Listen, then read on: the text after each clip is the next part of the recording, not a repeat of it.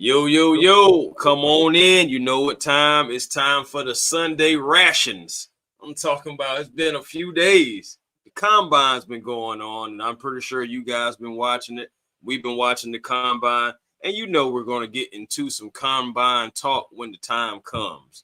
But right now, the quarterback situation, even though the combine is cooling off, the quarterback situation and the rumors are heating up. And of course, you know you got your boy Chris Moore, A1 Forever Sports, Smooth Smitty next to me, you know, Smooth Smitty Sports Machine. And below we got joining us once again, the historian, Ryan from the Birdcage LLC. So, fellas, how y'all feeling? Let's get into it and just, tell the people what's going on. Go ahead, Ryan. I appreciate you guys having me on tonight, man. You know, I see you got nicknames for everybody. You might as well say the helliest historian at this point, because I've been raising hell everywhere I've been going. So it is what it is being the bad guy, but I'm okay with it. Definitely loving the quarterback talk right now, because we've been talking about trying to bring somebody in till Penix gets ready. This is the perfect show today. Facts. Oh, yeah. I'm going to say what's up to the chat, man.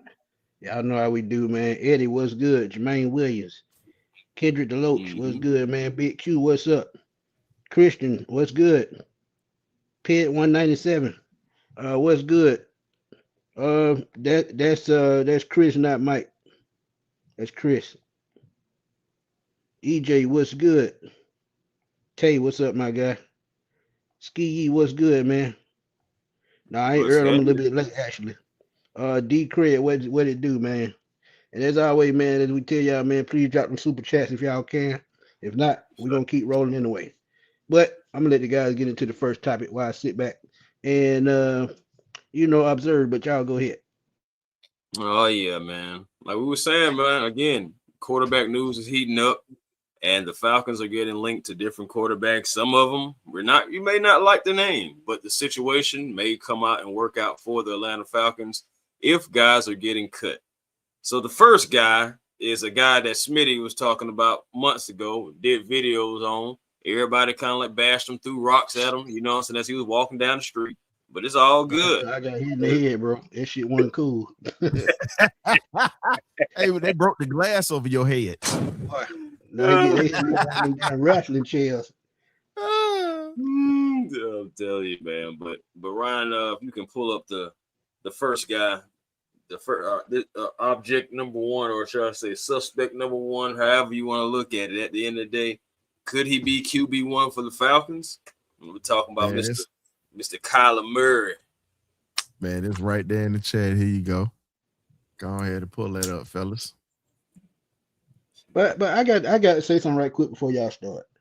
Ain't it funny sometimes how divine intervention come into play?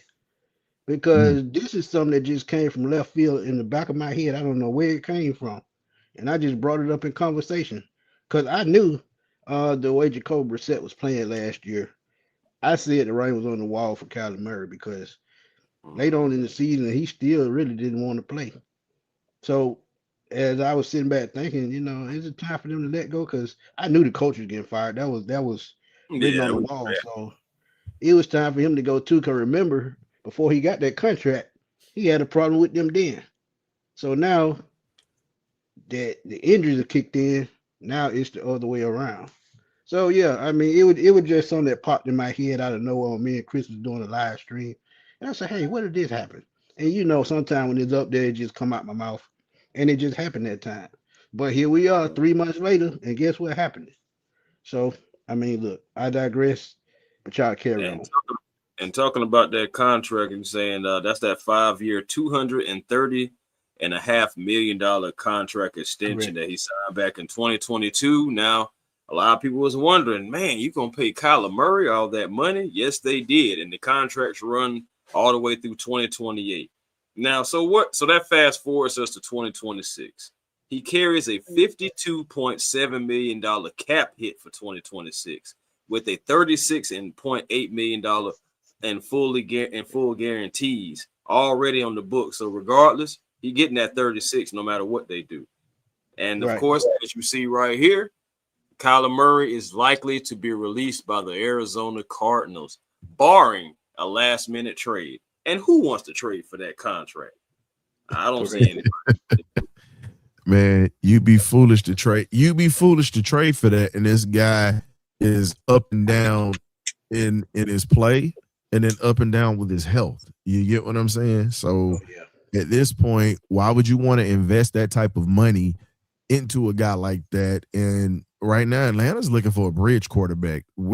Arthur Blank has already said that he wants to give Michael Penix a chance to be the franchise quarterback. So at this point, why would you take him? Right. That's a good point.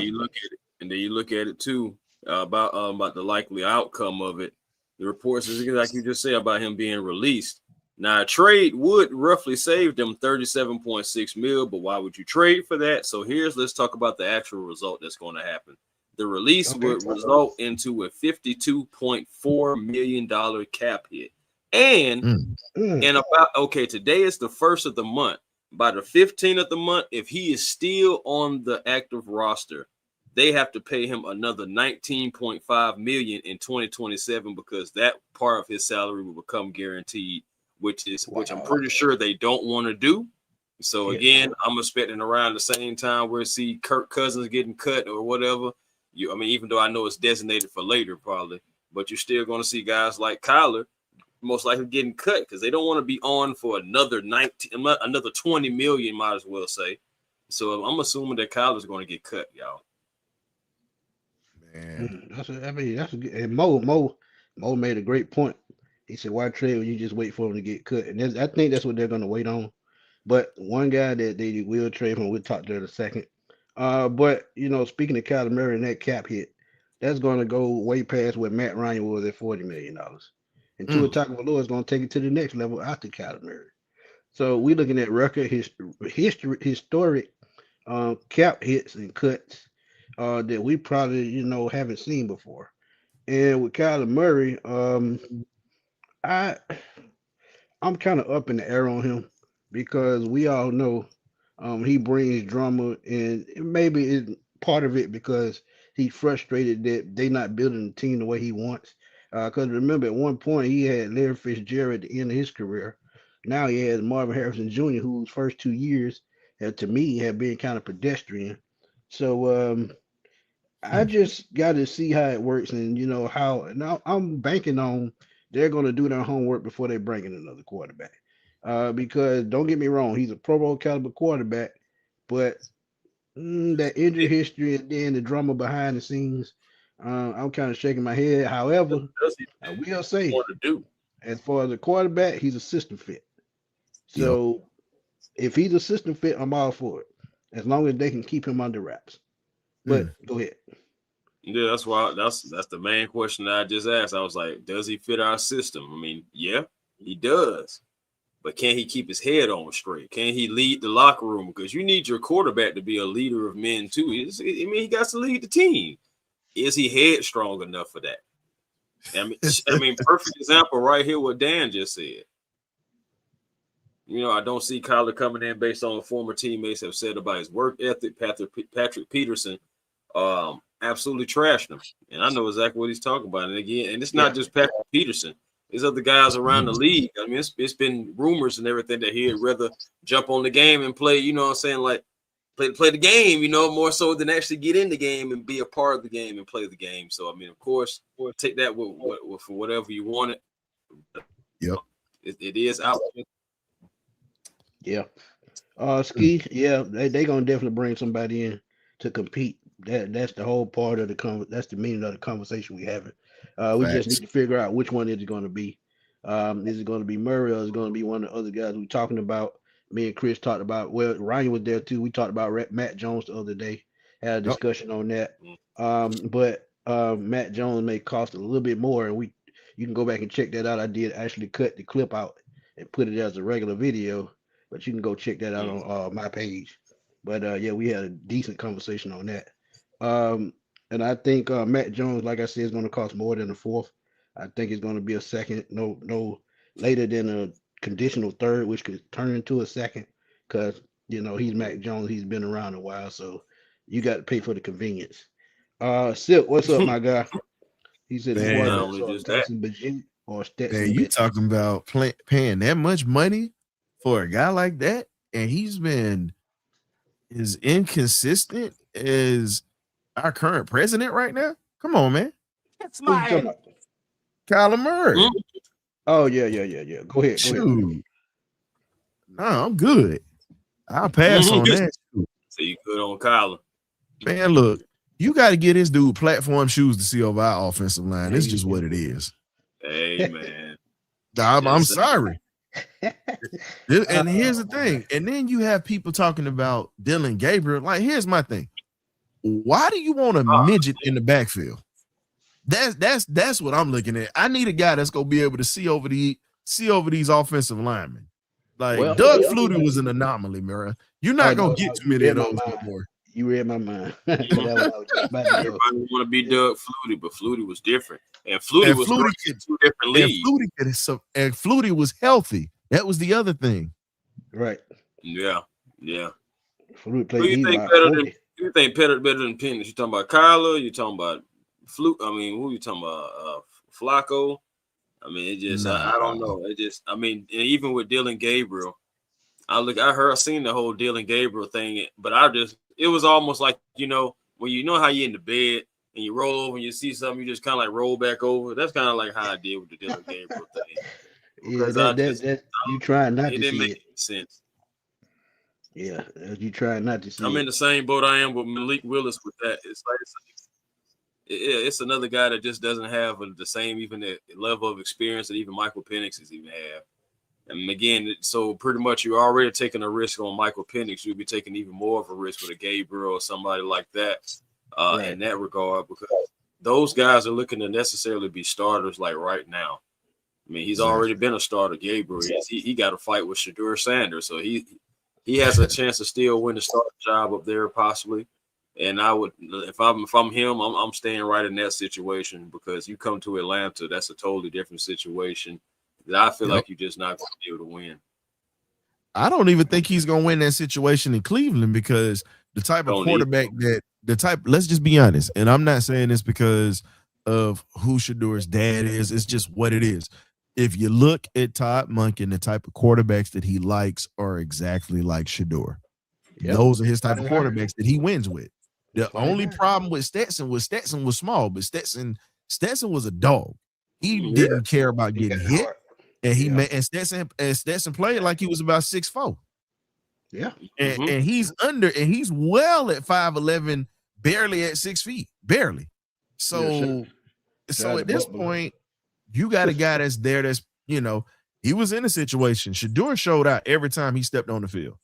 It was just a mess up there, but hopefully Monken can figure that out and keep Dylan Gabriel away from Atlanta for us. Boy, that would be an Atlanta Falcons type move, though. Facts. I'll take Kyler before I take Dylan Gabriel. Before I had to trade draft capital before him too. Ooh, trade picks for which Jones? Straight like that. I like that. For Matt Jones.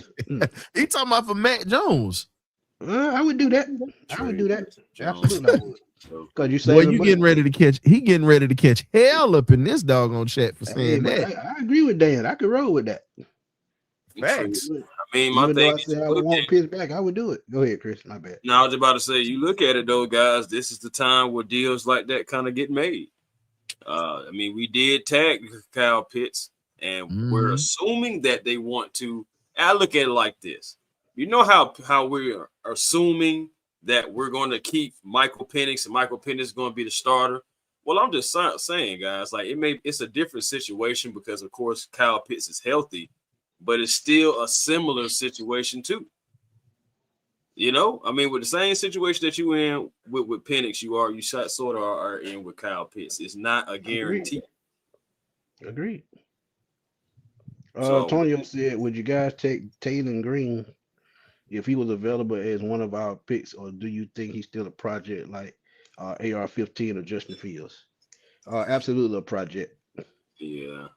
I wouldn't. I'll say this. He has to go to a situation where it's already established so they can actually groom him, because he has the tools to be an effective quarterback. Because if you look at it, He had an 86% QBR this year, had over 2,000 yards passing this year, and he also had, quite a few rushing yards this year. The only issue was his receiving core was very inconsistent, and he had a hell of a running back, Mike Washington Jr., that took a lot of pressure off of him. So agreed.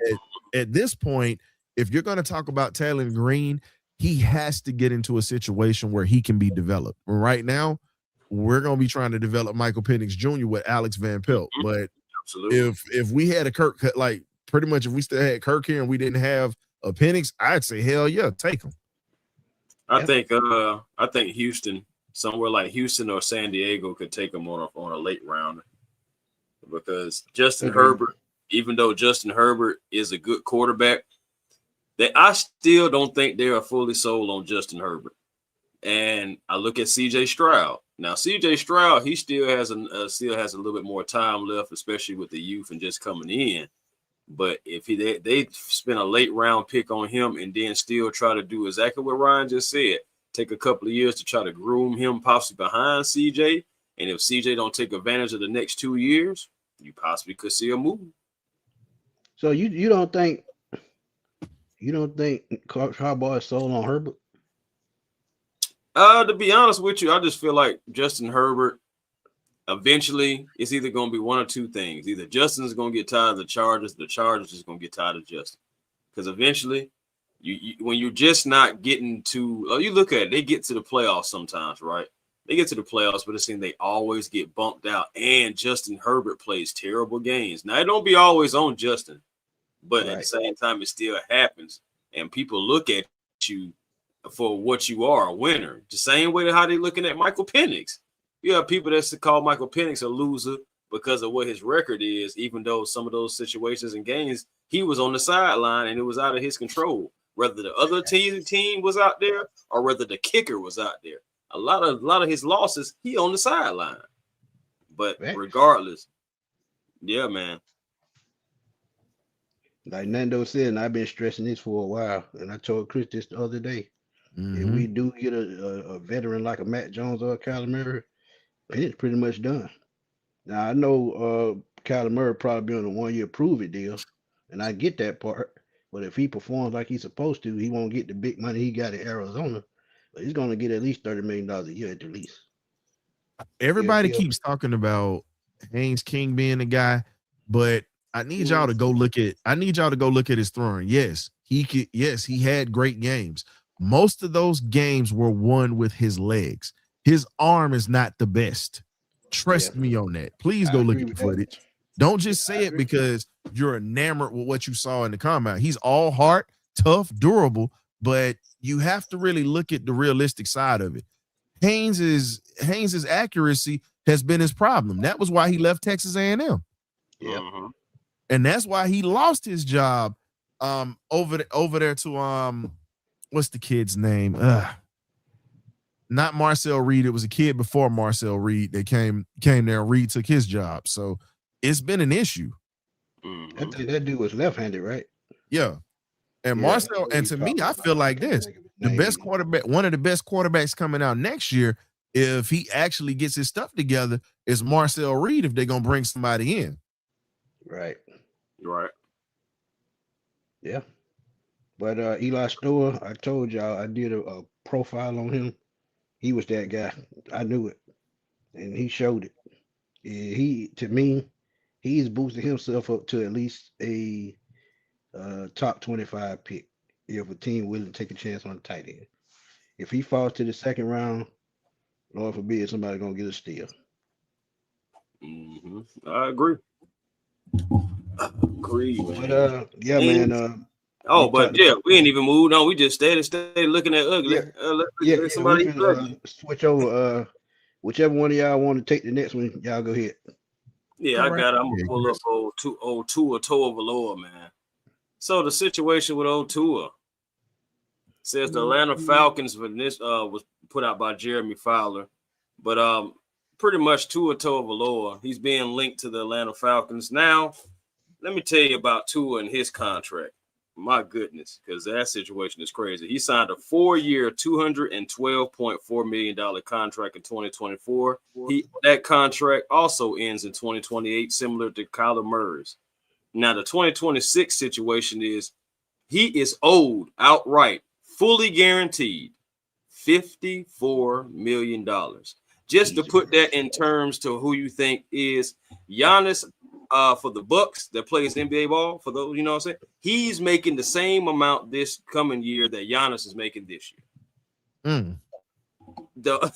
I would just say Anthony Davis, he's around in that Anthony Davis range, all that stuff like that. So that just lets you know how much money is fully guaranteed to Tua in 2026. Well, yeah, at least him and Anthony Davis got something coming.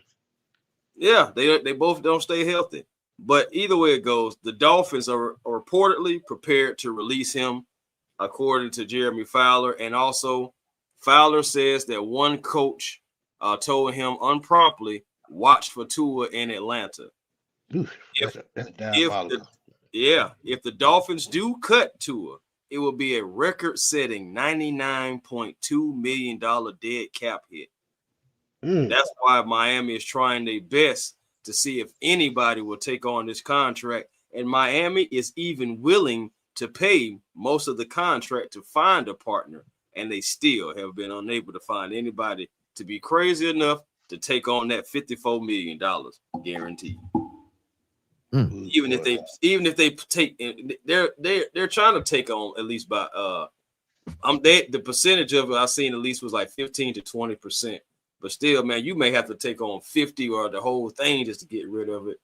$99.2 million dead cap hit, y'all. That don't even sound mind-boggling. That don't even sound like it should be legal. Mind-boggling. But bro, if you paid all that money for a guy who's getting concussed every other season, it seems, and we don't know when his last play gonna be, what was the front office thinking? I just want to know. Now, don't get me wrong. I'm not gonna, bash him because everybody want to make their money, but at the same time, the injury history. So why take that chance?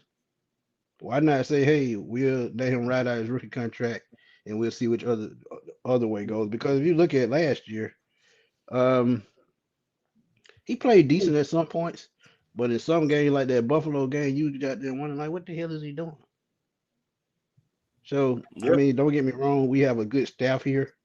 And I feel like they can develop any quarterback or, make any quarterback relevant again, no matter who that is. But some things you just got to question as far as mindset of some of these players. And Kyler and Tua mindset, it worries me a little bit. Right.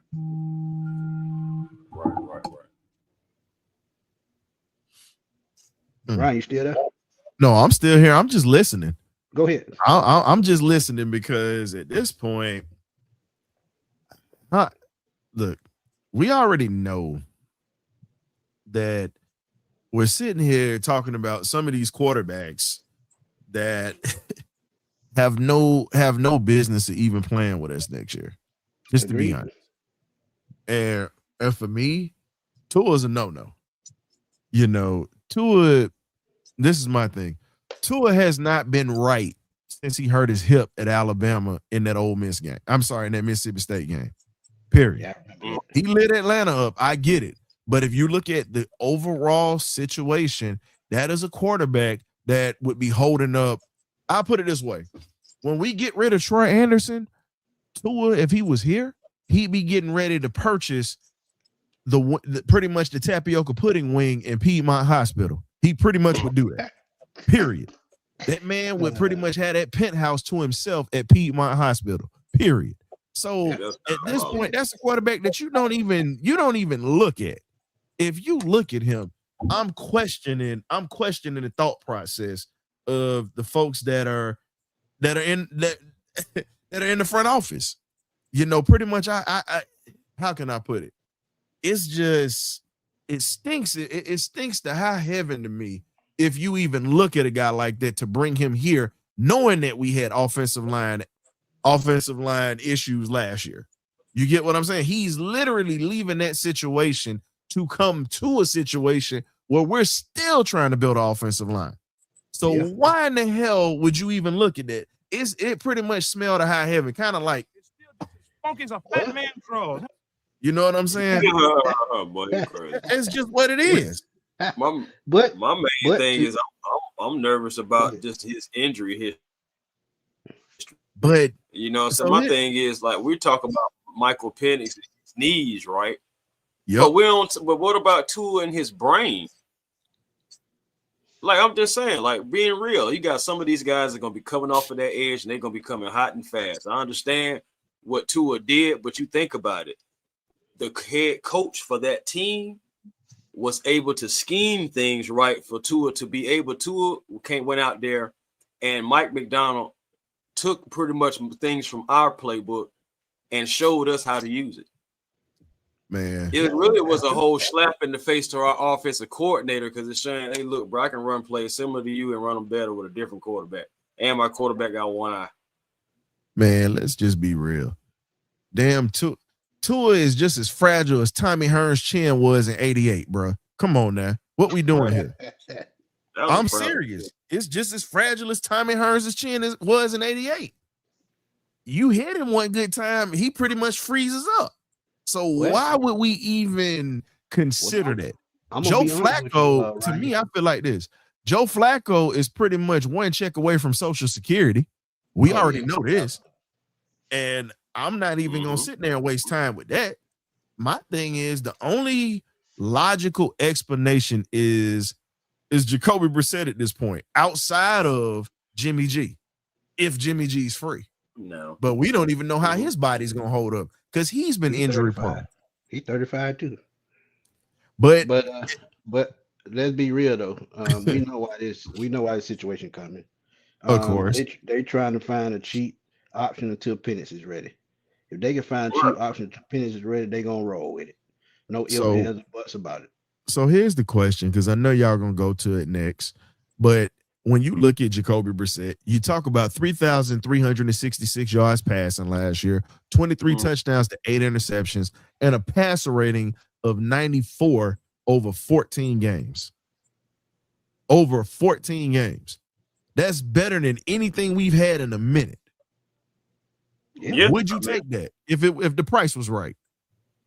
Yeah, but now I'm glad that you said that because that's what I want to figure. I want to ask you two gentlemen because all right, the contract situation is a 2-year, $12.5 million deal that he signed in March of last year.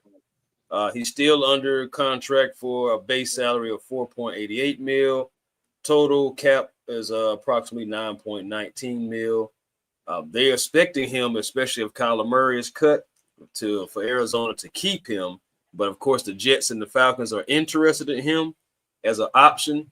Now, the Jets, they may try to use him as a outright starter, especially because, it's reported that they're going to move on from Justin Fields. But in the Falcons' case, we need him, of course, as a bridge quarterback to help out with Michael Penix. And, honestly, that situation would definitely would actually make more sense for the Falcons because you have a guy that is going to come in and compete to a degree, but most likely you can have him be the starter for a few weeks. And when you're ready to have Michael Penix come in to see what he can do, you won't feel as bad or you won't feel like, all right, well, we just paid this guy or all that stuff like that for that. Now, I'm thinking you say Mac Jones, you're going to have to trade a draft pick for him too. But what would the asking price be for Jacoby Brissett, who is lesser than a Mac Jones when it comes to contracts and possibly importance, considering the fact, because 49ers, Brock Purdy be in and out that lineup too. So they may be looking at him as a possible starter down the road if things don't fully work out with Brock. Agreed. So what would the asking price be? Like, what would the draft capital cost for Brissett? Trade for Brissett? I mean, it's gonna be high for any backup quarterback because they're in need around the NFL period.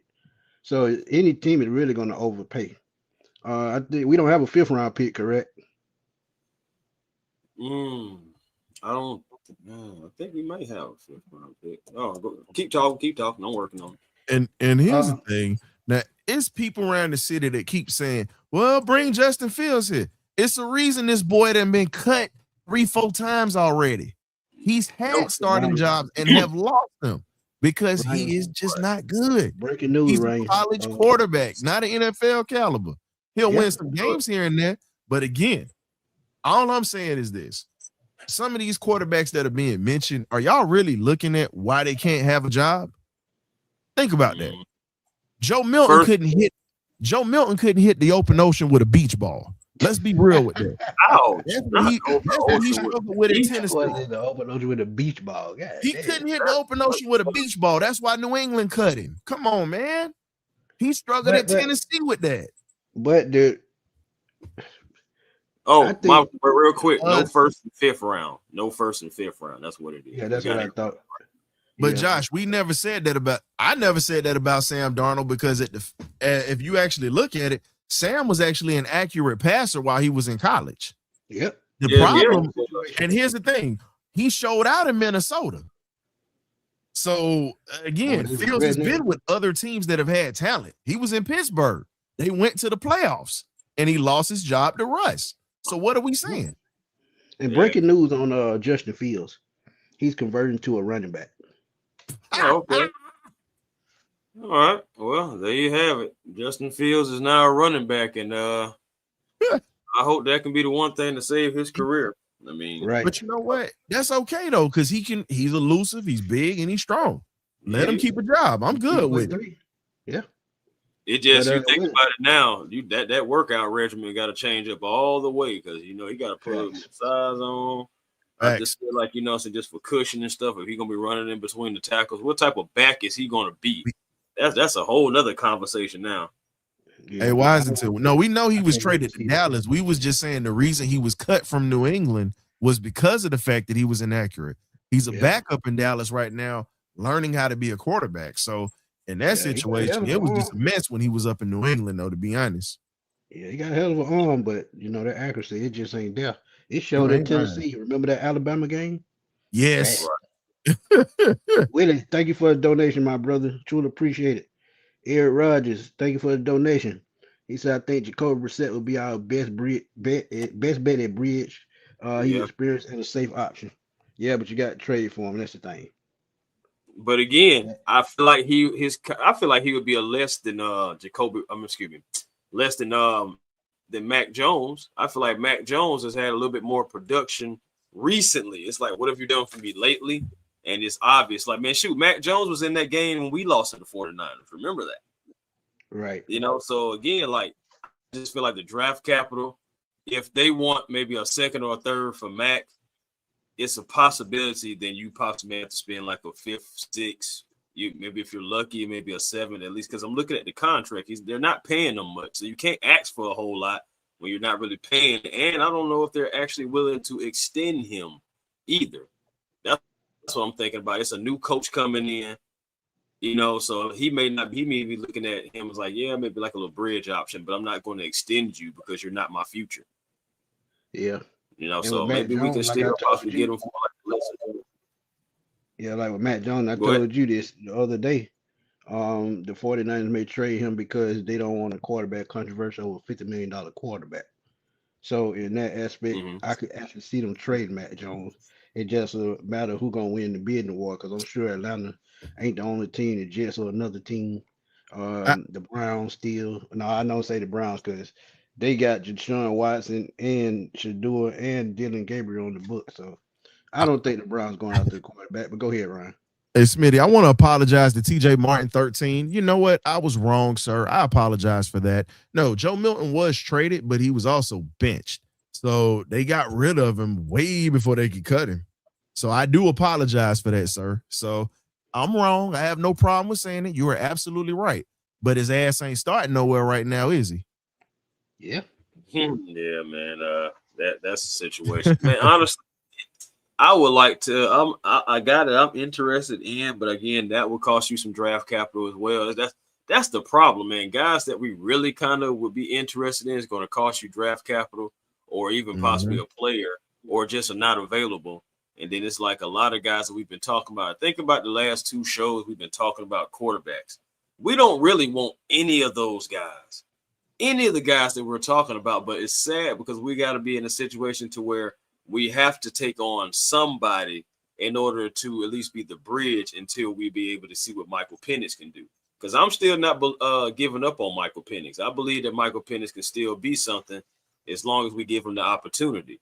Now, if he be given the opportunity and he doesn't capitalize on it and he's not the guy, okay, we'll get to that bridge when we cross it, but we still have to get to the bridge. Right. You know, so again, that bro, bridge, it's like we don't want none of these quarterbacks for real. That But yeah, bro. That's what I'm saying. I mean, because you think about it. Facts. Think about it, bro. Now, I'm about to ask y'all the question. Go ahead. Think about this. Out of the last 2 shows, outside of like Mac Jones, you may pay Mac Jones. But outside of that, are you paying Malik Willis? Are you paying Anthony Richardson? Are you paying any of these quarterbacks that we're talking about? No. But that's what I'm telling you. If they bring somebody in, it's going to be short term. Because if they banking on Penix, they just going to have them in until probably the first 6 weeks. And then it's going to be somebody they can throw back on the bench. But I keep saying again and again, if we're headed in the right direction with that quarterback, it makes no sense to switch it out in the middle of the season. It makes absolutely no sense. But and now here's the crazy thing, and I don't know if y'all heard this, and it was people in our fan base, and they were saying, "Oh, well, Atlanta's looking at AR-15." Hell no, that's one that we need to stay away from. AR-15, right, man. That look, I'll be honest with you. That's a quarterback that, and I'm not trying to trash the kid because again, I think he should have stayed at Florida longer to develop. But in the NFL, that's 10 miles of bad road. But Ryan, I'm gonna be real with you. He showed flashes in Indy. He just didn't have the right coach, and he needs more time to develop mentally as well because he was only 20 when he got drafted, I think. So he's talking about a 20-year-old kid who really had only 13 games played in college, just like Mitch Trubisky. And, you know, they just threw him in the fight. And he wasn't ready for it. But Smitty, what got him drafted was what he did in his shorts at the combine.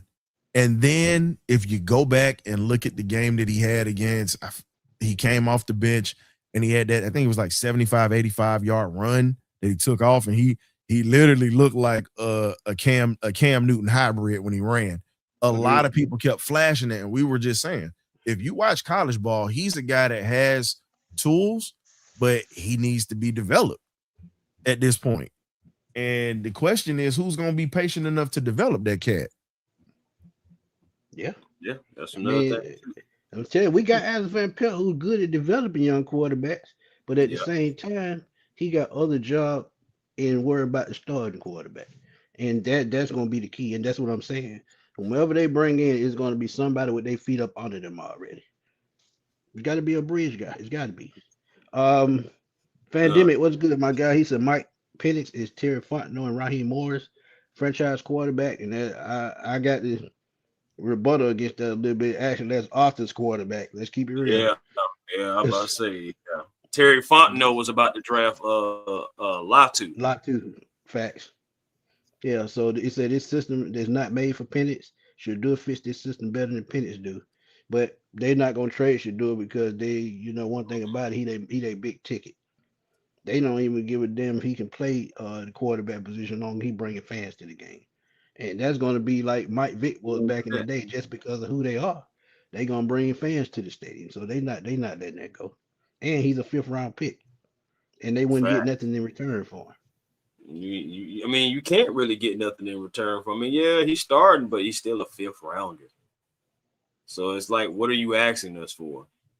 You would get more actually for Dylan Gabriel because he was drafted before he was. It's crazy.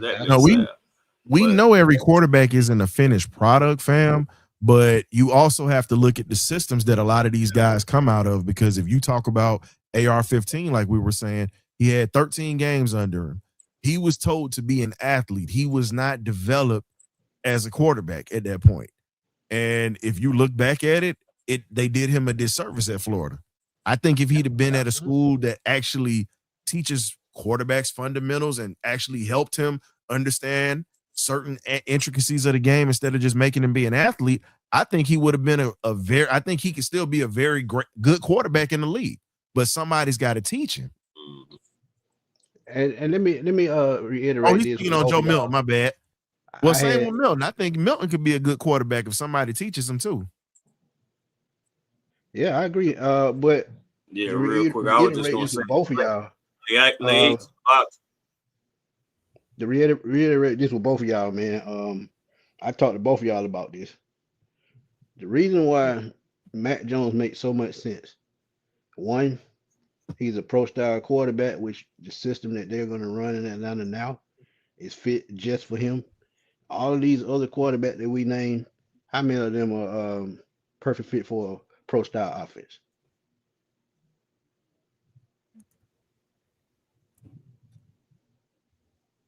How many? 1, 2. I ain't gonna lie to you, man. The doggone stream y'all had kind of chopped you up a little bit. Oh, okay. Yeah. I can repeat myself. Ain't no thing. Please repeat, good sir.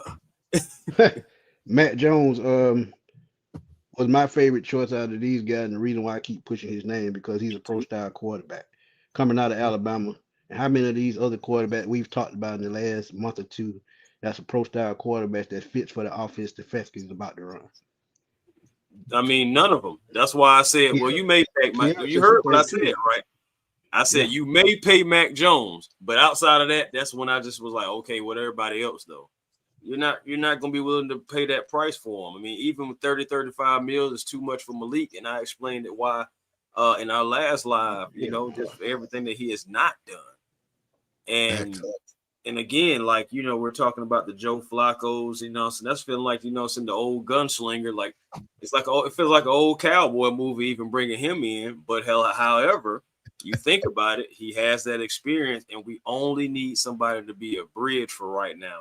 We don't need to be locking up big money into any more quarterbacks until one or two things we see, whether if Michael Penix is or is not the guy.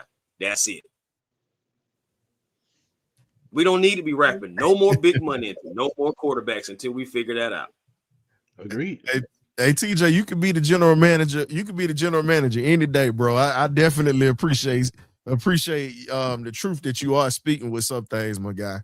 I rock with man, it. TJ, I like TJ, man. Yeah, bring it every time he join, man. He said he is a business trying to be the Falcons as a YouTube GM. Hey, man. Hey, Smitty. Ideas. Hey, Smitty, I'm gonna coin it, dog. I'm gonna coin it first on your show, but it's coming from this story that we gonna start this. So if y'all hear this from any other podcast, you heard it from the historian from the Birdcage first. If Mac Jones comes here, his new nickname will be Maybach Music. Maybach Mac. That's what we gonna call him. Maybach Mac.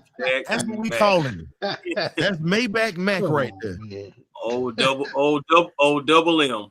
Exactly. We calling him Maybach Mac or whatever. So hey, if we get Mac Jones, y'all already know, get them double M's out. That'll be something else, boy. That's hilarious. I ain't gonna shout out to my boy. Oh boy, I can't stop laughing. Shout out to my boy Let's Pray, man. Y'all go check him out on YouTube. Let's Pray Sports. All the way out there in Cali, man. Go check him out. He said Brissett can sling that rock. He just has no touch, no mobility. But I wouldn't be mad at a temporary situation with Brissett. Plus, we don't have to give up assets to get him like we would Matt. Yes, he's still under contract, so we absolutely would have to give up a late round pick for him, probably. Hey, man. Hey, Brissett had enough athletic ability to beat our ass. It was enough. He had enough. But it's all good, though. We took care of Arizona this year. First time we did it at Cleveland, too. They had that new stadium in Arizona. But Chris, he did it at Cleveland, too, when he was there. Yeah, I ain't gonna lie, bro. He did it at Cleveland. Nick Chubb. Yeah. Dude, him and Nick Chubb. That's crazy. Just that carousel. They went through like 5 quarterbacks that year. I think Ryan was one of them. Hey, man. Good question, Tony. Marcus had a stroke when we lost to the Cleveland Browns that day. Boy, I remember I had to calm Big Marcus down, boy. He lost it. He lost it that day, Smitty. Ty Simpson. I think Ty Simpson is going to be the second quarterback taken off the board. I Yeah. think he will possibly be at the bottom of the first round, top of the second. Yeah, I mean, because you know who going first. Mendoza's going to the Raiders, so you just really you got to start looking at quarterbacks past him. And Ty Simpson is number 2, even if he goes in the second or third round. I know our first draft pick doesn't need to be a quarterback. So honestly, if Ty Simpson is in the 7th round, then maybe you look at him. You know what I'm saying? But I don't think he's going to fall that far. Oh God, that's an excellent question. Was coming up too. Go ahead. Brissett does have grit. Absolutely correct. This is right. Here's the question. This is right. Here's the question. Oh, here we go. It's not going to happen, y'all. Listen. No. We need we need a defensive tackle right now at this point. We're a little soft in the middle in the defense if y'all hadn't realized that yet. Y'all keep talking about it. We got Jacoby Brissett that's here. Yes, we need to bring in another corner, but right now we need a zero tech. We need a 300-pounder that can keep these linebackers clean at this point. Right. We don't have that. Ruka Roro has been playing out of position. All your interior D linemen that should be playing in the 4 technique or the 3 tech or whatnot are literally out of position. You need a true zero tech at this point. Lee Hunter, me please. If he's there in the second round, and if we're still at 48, I won't feel bad taking Lee Hunter at 48 if he's there. No. I got you when you say Lee Hunter, but as a kid that I'm a fan of out of Ole Miss, 6'8", 338 pounds, Xavier Harris. Oh, yeah. When you talk about a guy that is a game wrecker and a guy that can also hold up in the middle and keep your linebackers clean for them to make plays, Xavier is a monster. Now, I'm a Georgia fan. I love, you know what I'm saying, my guys at UGA, but that dude there, he made life hell for Georgia in that Sugar Bowl. Bro, think about who was making all those plays. You had a 338-pounder coming in the backfield wreaking havoc. Yeah. You want me to tell you, remind me of though, Ryan? Who? I'm going to go old school. The grave digger, Gilbert Brown. That's who he reminded me of. Okay, I can see that. I can see that comparison. Yeah, I actually was gonna go with somebody else or whatnot. You went with Gilbert Brown. I was gonna say he reminds me of a taller Grady Jackson. He just has weight on a little bit more weight than Grady Jackson. Rod Coleman. Excuse me, not Grady Jackson. Let me take that out. He kind of reminds me of a bigger Rod Coleman. Yeah, Rod Coleman was a freak. Not 275. I said was 275 playing tackle. And here's the thing: if we can't get Lee Hunter, that's who you go after, because we've been talking about having size in the middle, and he eats up 2 blocks. Pause. Hey man, I gotta make sure I put that out there. You know, you got some freaky people out here. They'll be crazy. Smitty, you know what they'll be saying, bro. Smitty, you know what they'll be saying about me. This is a sick Negro. That's what they'll be saying about you, boy. Right. I say the world that we live in, brother. Bro, we too old for that, bro. Nah, man, you got some older people that's a little on the immature side now. Come on now. Agreed. but either way, hey, man, I agree with you guys. No, Chris, I was just saying I agree with you guys on that, because Lee Hunter is a monster, but if you can't get him, you got to go get that kid out of Ole Miss. 6'8", 330, and is a monster, and you can get him as a second-round pick, take him. Oh, Chris, I'm not Chris. Ryan. Yeah, man. Another guy that was that size. He's a former Falcon. Jumpy Gathers. He was about that. He probably one that's as big, but he was 6'7". Dude was a damn wrecking ball. He put that forklift on your ass, it was over. But here's the crazy part. When you look at Xavier Harris, man, it's not just being 6'8" and 330 pounds. You also got to look at the fact that he can also line up as a 3 tech or a 4 technique on the inside, or a 5 tech, and giving a defensive coordinator like a Jeff Ulbrich multiple sets, and him being a Swiss Army knife being that big of a guy playing on the interior. And he doesn't just do run defense. He can also rush the passer. So he has a legit swim move, and he's a legit weapon. And sometimes when guards and tackles have no answer for a guy like that, and he's a guy, when he gets downhill, he's hard to stop. Facts. Hard to stop. Facts. And another thing about what you add on what you're saying, I actually talked about this the other day on one of my videos. If they can find that guy to plug the middle, they can move Dorless around to an end, because he actually did it at Oregon, and he would, kind of replace some of the sack numbers that we're going to possibly lose with JPJ. So that's why putting a big man and plug in the middle, that's why it makes so much sense, because you got to think about what you got to make up. But Let Us Pray had a question. He said, somebody mentioned earlier, what y'all think about kicking the tires on Preacher Man, Jameis Winston?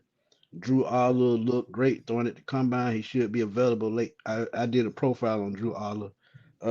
He has all the mechanics, but his accuracy is very inconsistent. So he's another one of those quarterbacks that you're going to have to develop. And do we really have time, to worry about that? But we don't, bro. Yeah. But if they do draft him late and they can develop him over a 2-year period, and I think Alex Van Pelt can, depending on how long he's here, I wouldn't mind if it's a 6 or 7 round pick. I wouldn't. It's a development. A 6 and 7 round developmental stage anyway. So I would not. I would not bother, making that move. Oh, and Chris Boy too. Zach Harrison is going to factor into that too. When you talk about a 3-4 end. But go ahead. Most definitely. No, most definitely, man. Again, those are some guys that you really can look for. I know. I was looking at Chris McClendon. I think that's his name. I'm not looking at it right now, but I know the kid out of Mizzou, I believe, defensive tackle as well. He had a good showing. Chris McClendon. That's Chris McClendon. Yeah, he had a good showing at the combine, man. Honestly, there's not a lot of people are talking about him. Jackie Marshall, I know he's a little undersized. Like I think he's only weighs like 295 or something like that, but he showed up as well on tape as well. Another guy that I liked at the combine looking at was Devin Easton out of Minnesota. Like he really surprised me, and he had a lot of. And when it comes to like force and just giving like that power, he ranked higher than a lot of guys. Even Zion Durant, he was right there with Lee Hunter and everything. Like he has some power and some pop behind him as well. So there are a few defensive tackles that you can look at, but of course we have to find the right one for the scheme. But Devin Easton, I'm gonna have to look at some more tape on him because he intrigued me, honestly. But again, we just need a big body. I do like what you were saying, Ryan. And yeah, you possibly can get him in a later round too. So we have to start thinking about that. And that's another thing about scouting these players this year. Like Ryan, Ryan and Smitty, I don't know how y'all been having to do it, but for me, I've been having to look at the top guys and then eliminate them. Once I have like a list of 10 guys, I gotta eliminate like the top 4 or 5 because they may be gone in the second or third round where we actually need to pick up a player. So you're looking at really like the back half guys, and it's just like Smitty, I got something for you. The wide receiver position, you're gonna have to eliminate like the first 6 or 7 because the wide receiver is gonna be deep in this draft. I can see 7 wide receivers being taken in the first round. And Smitty, I got something for you. Now, y'all talking about D tackles before you get to the receivers. Here's the other thing, and y'all know I scout HBCU players too. By the way, we support HBCUs on the Birdcage. So facts. If y'all not fans of the HBCU players, you're missing out. I'll give you this. There's a kid out of Jackson State by the name of Jeremiah Williams, 6'2", 314 pounds. When you talk about a monster of a man, mountain of a man, that guy right there plays bigger than what he is. Steve Weiss pointed him out. There's another kid. He's right in the state of Georgia. You can bring him in as an undrafted free agent as well. Tony Roundtree Jr. out of Savannah State, 6'2", 330 pounds. He's a good old Augusta boy. If y'all folks down there in Augusta, y'all know about him. And you're talking about guys that are monsters. So again, when we talk about players There are diamonds everywhere. So when we look at it, hell, I could give you this here. There's a kid by the name of Eric Hunter. That's a linebacker out of Morgan State. Had over 100 tackles this year, solo tackles, by the way. He's another guy that Steve Weiss put the mark on. And they weren't that good this year, but he was. Been good ever since he stepped foot on the campus. If you compare him to somebody, even Buck Bellew and I talked about it, he's a poor man's Jesse Tuggle. Go look at the film. Right. Please look at the film. He's one of those. And remember, Jesse came in here as an undrafted free agent and became one of the best linebackers we ever had here in Atlanta, next to Tommy Nobis. Should be in the Hall of Fame, by the way. So I needed to make sure that I put those out there because we're going to have a breakdown when we have our stuff, and I want y'all to come through because y'all know I'm going to have some gems for y'all boys, man. Facts. But we're going to answer this question for Ghost Pepper. Then we got a super chat, and we're going to start to be winding down. But Ghost Pepper wanted to know, what are y'all thoughts on Hendon Hooker or Tyler Huntley for stopgap quarterbacks? I'll let y'all go first. Stopgap. I mean, Huntley would be possibly intriguing. I don't know a lot about Hayden Hooker after his injury. I don't know exactly like what the Lions are really doing with him. Or are they planning on keeping him or what? But I know Huntley may be a little interesting. I know just being familiar with that AFC North area. I know Kevin Stefanski knows the guy. And I know he also was with the Cleveland Browns for a brief moment. So it possibly could work, man. Like, I mean, you make him bring him in. You're not looking for a guy. You're just looking for a Kerry Collins. You know, so you're not, you're not looking for. I'm just saying, you're not looking. I thought you was gonna say a Trent. I thought you was gonna say a Trent Dilfer. I mean, because everybody always says Trent. You just Kerry Collins. You could have said Jeff Garcia. Yeah, okay. Everybody looking for Jeff Garcia, Doug Flutie. I mean, whatever. Everybody. At the end of the day, we just need a stopgap, man. We just need somebody that's gonna come in here and be better than Joey Harrington. You know, boy. You tried it. You know what, Chris? This for you. Don't be ignorant your whole life. I'm just saying, we need somebody better than Joey Harrington. You know what I'm saying? Hey, but I'm with you on that, man. I think Huntley would actually be a very good stopgap quarterback. But if it doesn't cost that much, go ahead and if you're not gonna take him, you know what I'm saying. You got Hooker, and then remember we still got Kyle Trask in the building too. Right. See, and that's the guy who got Pitts drafted, by the way. Just saying. Pretty much. We got a guy that's got a great relationship with Kyle Pitts or whatnot.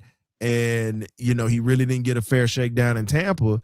And truthfully, he's a damn good quarterback. He just never got a chance. Yeah. And he was another one of those guys that were undeveloped at Florida. Exactly. And most of his development came from his high school quarterback because he led the 1 year that he started, he led Florida to the SEC championship game. Right. So just think about it, man. Most people aren't talking about this dude having great pocket poise, very smart quarterback. He's mobile and he's big. Yeah. Now, when he went up against that Georgia defense, he got his ass handed to him, But they still won that game, though. But that defense was getting after him. That was one of the better damn defense Georgia ever had, man.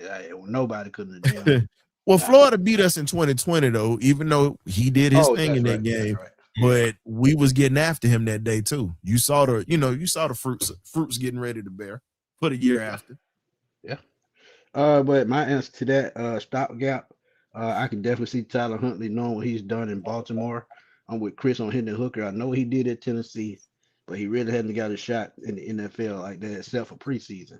But if you're talking about a stopgap with one of these guys, again, like Ryan and Buck alluded, I would still go Stetson Bennett if I had to go just a stopgap for a short period of time because I know he's going to have the heart to win football games. That's the only thing. But Matty Ghost, thank you for the donation. He said, I want the quarterback from Arkansas, but I think the Dolphins will take him. They could take, I could see it. Chris talked about this. When did we talk about this, Chris? Last week about Dexter Lawrence? Yeah, we saw this coming. Yeah. And I would absolutely love it, but like Crit said, we don't know about what their elbow looking like. If the elbow is cool, I'm interested in, at least talking to Sexy Dexy. At least that's his nickname. That's what they may call the man. I don't know. But at the end of the day, that elbow, I'm just thinking for a pass rusher, somebody that wants to get after the quarterback and try to move people. If that elbow is hindering you, so it can maybe flare up at the wrong time and you get pushed over, mowed over, anything. So if the elbow is cool, I'm cool. Hey, Ron, you got a shout out, man. He said, thank you for mentioning HBCUs. They underappreciated. That's why you do it, my guy. Man, there's so many talented kids that's there. And, unfortunately, they're not going to get the opportunities like the ones of the past because of the fact that a lot of the PWIs are out here and, they're really tied to the NFL. And that's the narratives that they're pushing. But again, it's a kid that's at Alabama State right now. If you don't get anybody, let him walk through the door. Man by the name of Andrew Bodie.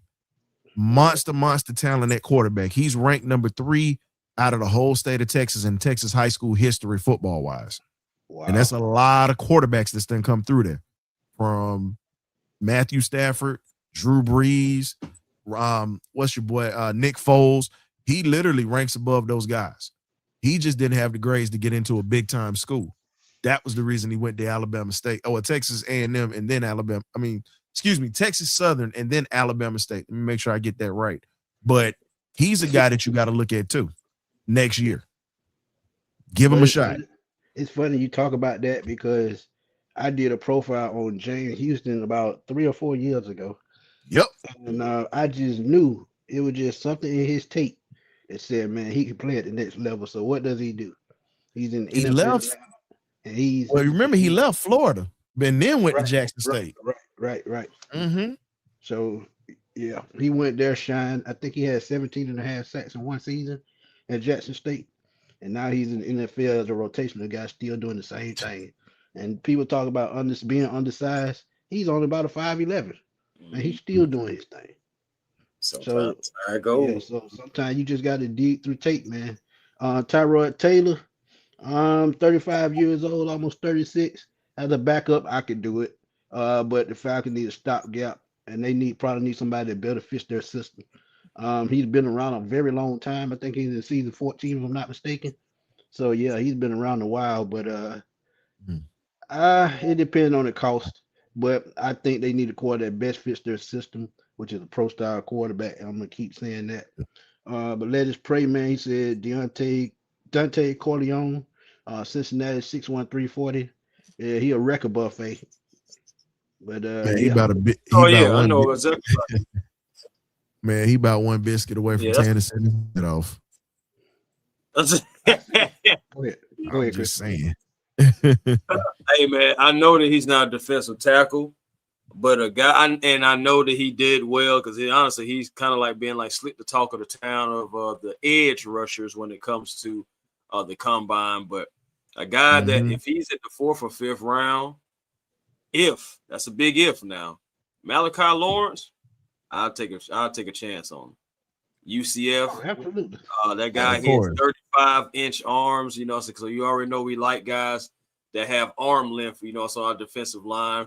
The biggest question is, can he be able to be that guy that can set the edge, be the guy that can turn and be the deterrence on the edge, as far as the run game. That has been like his biggest challenges, but I feel like the pass rush moves, he doesn't have just one move, so I think, he can be able to translate to the pro level. But I was looking at him. He has the frame and the stature. And, Falcons need an edge rusher. They do. So, but maybe later on, if you can get him maybe in the 4th round, 3rd round, I just know he won't be the first pick because I think if it's defensive tackle or offensive lineman that's there, I feel like the Falcons may pull the trigger and go into the trenches.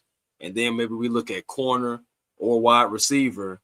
And then maybe you can look at maybe an edge rusher in maybe the 4th or the 5th round. But I'd go Malachi Lawrence, though, seriously. It all depends on what Ian wants to do. That's a good one.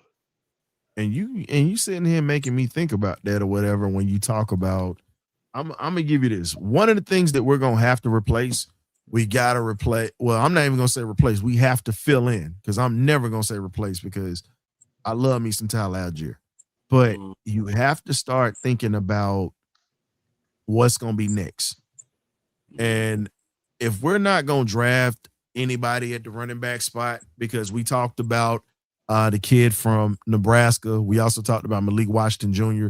I've mentioned Curtis Allen. There's another kid who I've spoke on, and I haven't said it on your show, kid out of North Carolina Central University by the name of Chris Mosley. Standout kid from Texas kid. When you talk about if you talk about a one-man show, go pull up, and I hate to say this because my Southern Jaguars were a victim of him. Go to the MEAC SWAC Challenge and look at that first game and look at how he ran the ball, caught the passes, blocked out of the backfield. That's not the only game that he showed out in, but Chris Mosley, and no point intended, A1, he's got your first name. He showed up, he shows up and shows out. And I'll say this, if you're not going to get him, Curtis Allen, I'm going to keep saying. Either one of those, if you don't draft any guys that are coming out of this draft that are, that are at bigger schools. And on the wide receiver side, I don't know if anybody watches FCS football. There's a kid out of John Carroll by the name of Tyron Montgomery. Played at LSU. He was a basketball player at LSU first. And then he ended up transferring over.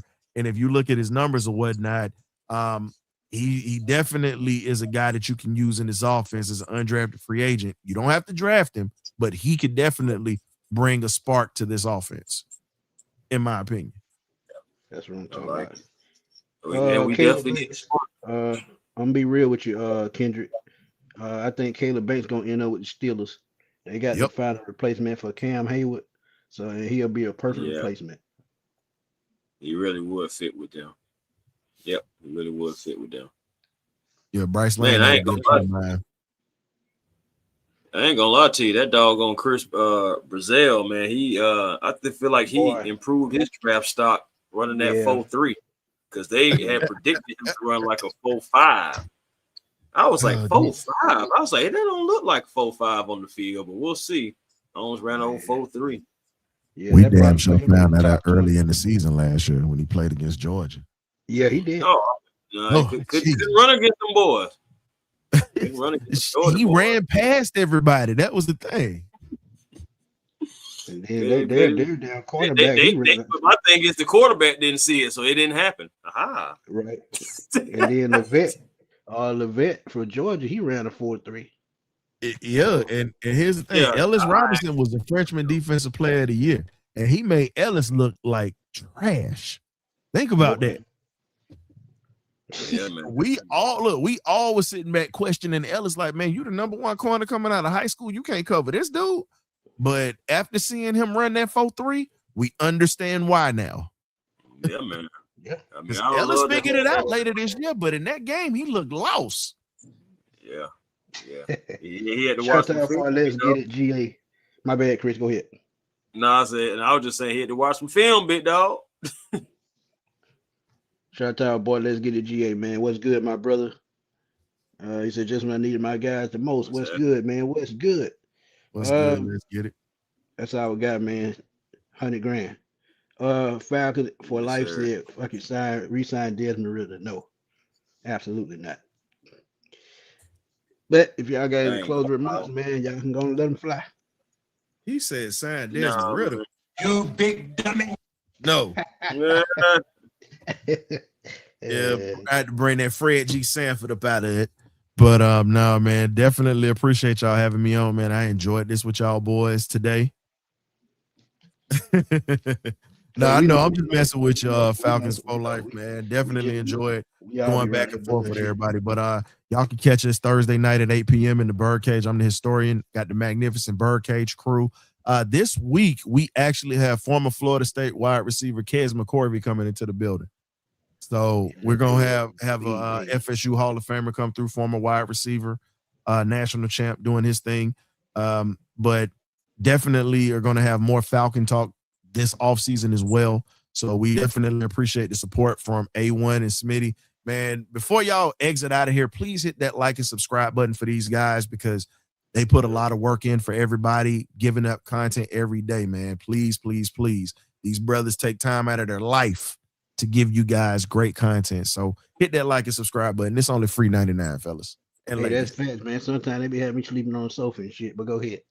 You got to get your chicken, man. Yeah. The more likes y'all get, the more chicken Smitty get. Hey, Yeah, hype man. us up, man. That's what we need. Hype us up. Hype us up. Supers. Anything, man, works, man, and it helps, man. We appreciate everything that y'all do. Facts. Go ahead, Chris. Where you can find you? Yeah, man. A1 Forever Sports. That's the platform on YouTube. Become a member of the A1 family by hitting that subscribe button. And of course, we appreciate it over here at A1 Forever Sports. Same thing for the Hawks Digest. Right now, the Hawks are taking care of business against Portland, looking to go 5-1 since the trade deadline and having Jonathan Kuminga have been undefeated so far too since Kuminga been playing. But I know the competition, the level of competition, but you still got to go out there and win the game. But Twitter A1 Forever, Instagram A1 Forever, and the real A1 Forever on TikTok. Make sure y'all find y'all peace today at 8:00 at night. Y'all make sure y'all find y'all peace because positive energy always creates elevation. Facts. That's what I'm talking about, man. Find me at fatboyslim_21 on Twitter. I'm always over there blowing that thing up, man, because that's what I do. Don't forget to keep following me on the Smitty Sports Machine YouTube channel as I bring y'all latest updates and all that good stuff, draft. And we going to put together a draft show, man. We talk about the draft. We've been talking about the draft the last 3 shows.